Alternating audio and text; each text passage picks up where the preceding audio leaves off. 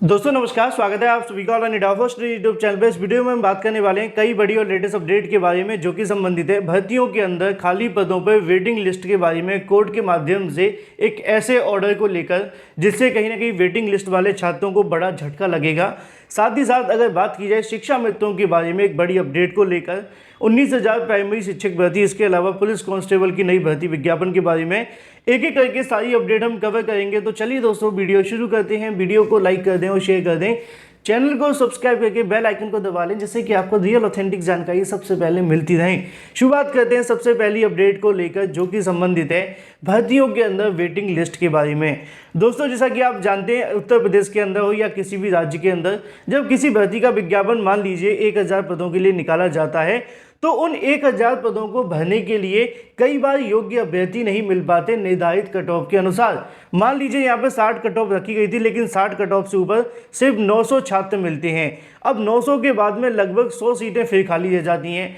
अब इन 100 सीटों को भरने के लिए जो छात्र इस परीक्षा में बैठे थे वो इस बात को लेकर आयोग के सामने प्रदर्शन करते हैं कि अगर हो सके तो कट ऑफ को थोड़ा डाउन कर दिया जाए, या फिर किसी विशेष परिस्थिति के अंदर ऐसा भी होता है कि यहाँ पे सेम कट ऑफ के ऊपर बहुत सारे अभ्यर्थी क्वालिफाई तो होते हैं लेकिन सीटें खत्म हो जाती हैं।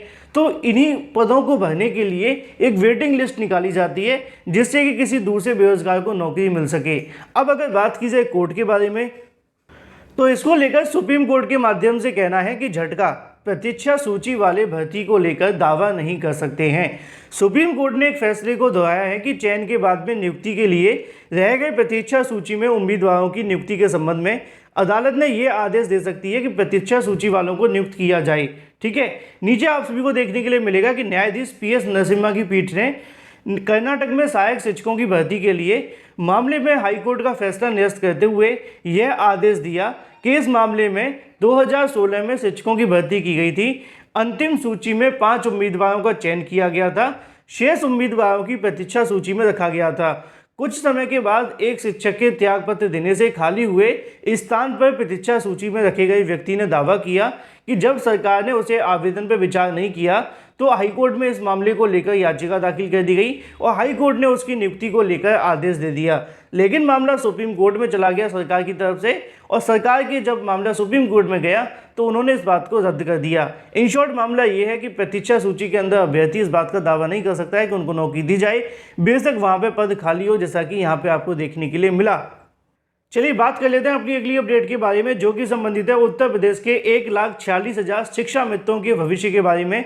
साथ ही साथ अगर बात की जाए शिक्षा मित्रों को हर महीने मिलने वाले 51,000 तक के वेतन को लेकर भी।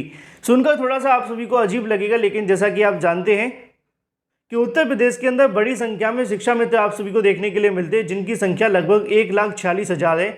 जितनी ज़्यादा राजनीति शिक्षा मित्रों के साथ देखने के लिए मिली है उतनी ही आपको BEd और BTC करने वालों के साथ, BEd BTC करने वाले छात्रों के लिए भर्ती के विज्ञापन नहीं जारी किए जाते हैं। तो वहीं दूसरी तरफ शिक्षा मित्रों के नाम पर राजनीति आप सभी को इतनी देखने के लिए मिली कि कभी उनको यहाँ पे कहीं ना कहीं परमानेंट टीचर बना दिया गया। परमानेंट टीचर बनाना कोई बुरी बात नहीं थी लेकिन नियमों को कहीं ना कहीं ध्यान में रखकर बनाया गया होता तो ये 1 लाख शिक्षा मित्र, जो 1,46,000 शिक्षा मित्र हैं, इनके घर में बहुत सारी खुशियां देखने के लिए मिलती और निश्चित तौर पे आज ये सहायक अध्यापक के पद पर होते, शिक्षा मित्र नहीं कहना पड़ता। लेकिन नियमों की अनदेखी कर देने के बाद से नुकसान ये देखने के लिए मिला, जैसा कि आज के समाचार पत्रों के अंदर आपको देखने के लिए मिल जाएगा कि देश के अंदर सबसे ज़्यादा अभागे हैं, मतलब कि दुर्भाग्य है, अनलकी हम कह सकते हैं, वो यूपी के शिक्षा मित्र हैं। क्यों, उसकी वजह आप सभी जानते हैं कि वर्तमान में अगर बात की जाए शिक्षा मित्रों का जो मानदेय वो 10,000 है। अगर हम इंसानियत के तौर पे देखें तो 10,000 रुपये कोई मानदेय बहुत ज़्यादा नहीं है, क्योंकि उन्होंने एक पूरा जीवन भर्ती के लिए दे दिया या फिर प्राइमरी के लिए दे दिया। अब शिक्षा मित्रों को रखते समय सोचना चाहिए था कि आप कितनी योग्यता रख रहे हैं, कितनी समस्या रख रहे हैं और किस आधार पर उनकी नियुक्ति कर रहे हैं। जब आपने नियुक्ति कर दी एक लंबे समय के बाद में तो कहीं ना कहीं सरकार की थोड़ी राजनीति भी यहाँ पे आई और उसका बहुत अच्छे तरीके से शिकार बने, जैसे कि वर्तमान में BEd BTC बन रहे हैं। अगर बात की जाए शिक्षा मित्रों के बारे में तो देश में तकरीबन 7.5 लाख से ज़्यादा संविदा शिक्षक मौजूद हैं। इस दौरान कई राज्यों में संविदा शिक्षकों को पूर्ण शिक्षक बनाए गए, तो तमाम राज्यों में इनका मानदेय बढ़ाया गया। लेकिन यूपी के शिक्षा मंत्री 11 महीने से 10,000 रुपये के लेकर कहीं ना कहीं जो उनका मानदेय वो अभी भी चल रहा है, जिससे वो अपने भविष्य को संभालने में लगे हुए हैं। पिछले तकरीबन 6 साल से इनकी मानदेय में कोई वृद्धि देखने के लिए नहीं मिली है। लेकिन अगर बात की जाए देश के अलग अलग राज्यों में शिक्षा मित्रों के हालात के बारे में, तो यहाँ पे आपको देखने के लिए मिलेगा कि बिहार में 2006 में ही समायोजित कर दिया गया था। फिलहाल इन्हें 35 से 48,000 तक का जो वेतन है मिलता है। इसी तरीके से जब बात आती है राजस्थान को लेकर, तो उन्होंने एक पॉलिसी बनाई कि जिन शिक्षा मित्रों को 9 साल हो चुके हैं उनको हम 29,600 रुपये देंगे, और जिनको 18 साल हो चुके हैं उनको हम 51,000 रुपये का वेतन देंगे। हरियाणा के अंदर भी अगर बात की जाए तो लगभग जो शिक्षा मित्र हैं उनको 34,580 का वेतन मिलता है। पंजाब में 11,000 मानदेय मिल रहा था, लेकिन 10 वर्षों का अनुभव रखने वाले अस्थायी शिक्षकों को नियमित करने की प्रक्रिया चल रही है, मतलब उनको परमानेंट किया जा रहा है। उत्तराखंड में शिक्षा मित्रों को 20,000 रुपये मिलता है, जहां पे बीजेपी गवर्नमेंट भी है। बंगाल में 15,000 मानदेय दिया जा रहा है। सुप्रीम कोर्ट ने 25 जुलाई 2017 को 1,37,000 से ज़्यादा शिक्षा मित्रों को समायोजन निरस्त कर दिया गया था। जैसा कि आप सभी जानते हैं, ये वो शिक्षा मित्र हैं जिनके वो सहायक अध्यापक बनाया गया था, और भी बहुत सारे शिक्षा मित्र हैं जो अभी भी कार्य कर रहे हैं। वर्तमान में बड़ी संख्या में शिक्षा मित्र मौजूद हैं उत्तर प्रदेश के अंदर।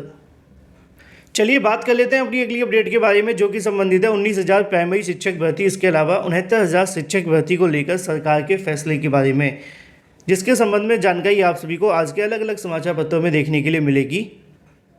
तो दोस्तों यहाँ पे आप सभी को देखने के लिए मिल जाता है, क्या शिक्षक भर्ती की चयन सूची में संशोधन करेगी सरकार।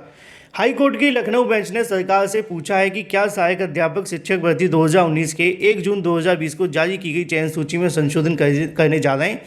न्यायालय ने मामले की अगली सुनवाई 29 मई को तिथि नियत की है। ऐसे में राज्य सरकार के अधिवक्ता को इस बात को लेकर स्पष्ट करना है कि यह जो आदेश रंजन गोगोई जी के माध्यम से दिया गया, जिसमें उनके माध्यम से पूछा गया है कि क्या सरकार नई चयन सूची के लिए विचार कर रही है, और पुरानी चयन जो सूची जारी की गई थी, मतलब मेरिट लिस्ट की बात की जा रही है, उसको संशोधित करने जा रही है। ऐसे में अगर बात की जाए, जिसमें 69,000 शिक्षक भर्ती को लेकर 3 महीने में चयन सूची को संशोधित करने का आदेश दिया गया था। अपीलों पर सुनवाई के दौरान जो अपील करता उनके माध्यम से दलील दी गई कि अगर बात की जाए जून में हाईकोर्ट की जो गर्मियों की छुट्टी लगने वाली है, ऐसे में अगर सरकार के माध्यम से जो यहाँ पे चयन सूची को लेकर संशोधन कर दिया जाता है, तो जो अपील करता है उनको बड़ा नुकसान देखने के लिए मिलेगा। इस पर कोर्ट ने सरकार का रुख पूछा है। अगर सरकार इस बात का जवाब दे दे कि वो संशोधन करने जा रहे हैं या फिर नहीं, तो फिर उसके आधार पर कोर्ट अपना कोई एक अंतिम आदेश दे सकती है 1-1.5 महीने के लिए, जब तक कोर्ट बंद होने वाली है। क्योंकि आप जानते हैं कि जो अपील करता है उनका दावा ये है कि 19,000 पदों पर घोटाला हुआ है, और सरकार ने 6,800 की बात मानी थी, लेकिन सिंगल बेंच ने उन सबको रद्द कर दिया था और चयन सूची को संशोधित करने का आदेश दिया था। बात कर लेते हैं अपनी अगली अपडेट के बारे में, जो कि संबंधित है उत्तर प्रदेश में आने वाली नई पुलिस भर्ती को लेकर, जिसके बारे में जानकारी आपको अलग अलग समाचार पत्रों के माध्यम से देखने के लिए मिलेगी। यूपी पुलिस विभाग के 927 पदों पर आपको भर्तियां देखने के लिए मिलने वाली है, जिसमें कंप्यूटर ऑपरेटर ग्रेड ए के 872 पद होंगे। प्रोग्रामर ग्रेड 2 की अगर बात की जाए तो 55 पदों पर भर्ती होने वाली है।